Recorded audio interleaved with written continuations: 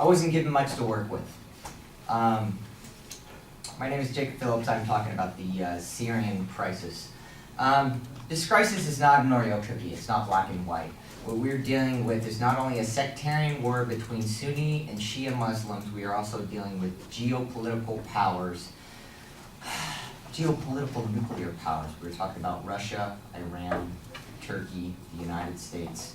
But for time's sake, I'm going to cut down. First of all, Evan said that we're debating whether or not the United States should be involved in Syria. We are involved in Syria. Since 2014, according to the Department of Defense, we've conducted over 9,000 airstrikes. That's definitely involvement.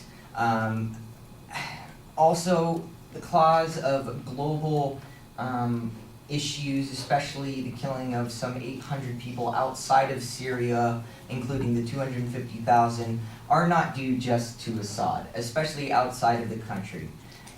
All attacks outside of Syria have been caused by Assad, as quoted by Democracy Now!, a leading researcher in liberal politics. So, what is current U.S. policy right now? Well, current U.S. policy is grossly ineffective. Why is this? Well, according to Ash Carter, the Secretary of Defense, we have 5 lines of efforts that we are trying to push for. These lines of effort include military support to Iraqi partners. The problem with this is we do not give consideration to the different cultural groups, such as the Kurds, such as the Shia. If you look at Iraq in the past, we had given support to a Shia leader, which in turn led to the ostracization, there you go, of the Sunni people, causing death and ultimately a very destabilized state.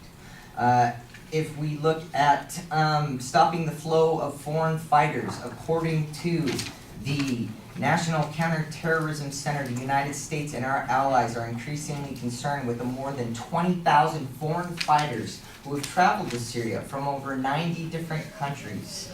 U.S. policy is grossly ineffective.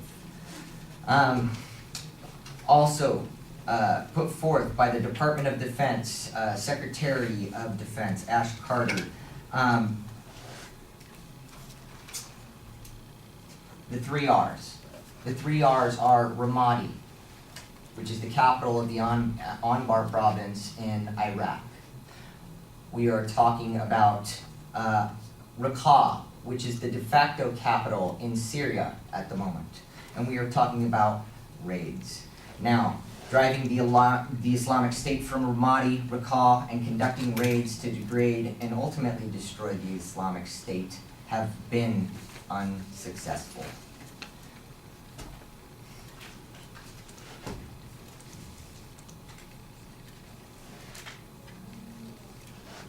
Now, a word from General Petraeus, who was the leading commander at the time of Iraqi freedom and a majority of the Iraqi conflict. We jump through 2. There are 3 topics for the geopolitical storm. We have Iraq, Iran, and Syria. More than a year since the U.S. commenced military operations in Syria, the progress so far has been inadequate, and we are not where we should be.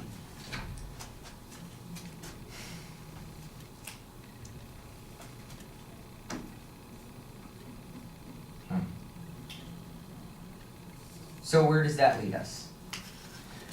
We go to Russia.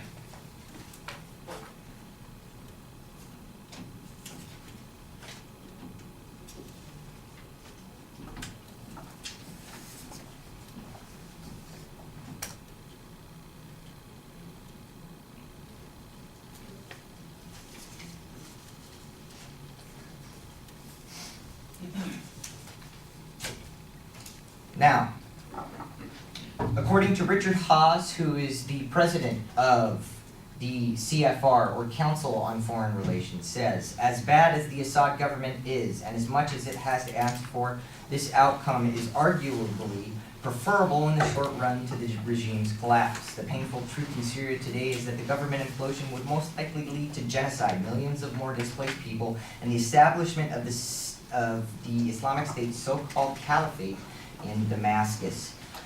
Russian intervention is helping because the dismantling of the Syrian state will ultimately cause more destruction. Now we look at the immediate benefits of the Russian intervention. Russian support has prevented a progressive displacement of some 2 million Alawites from Syria's northwestern coast.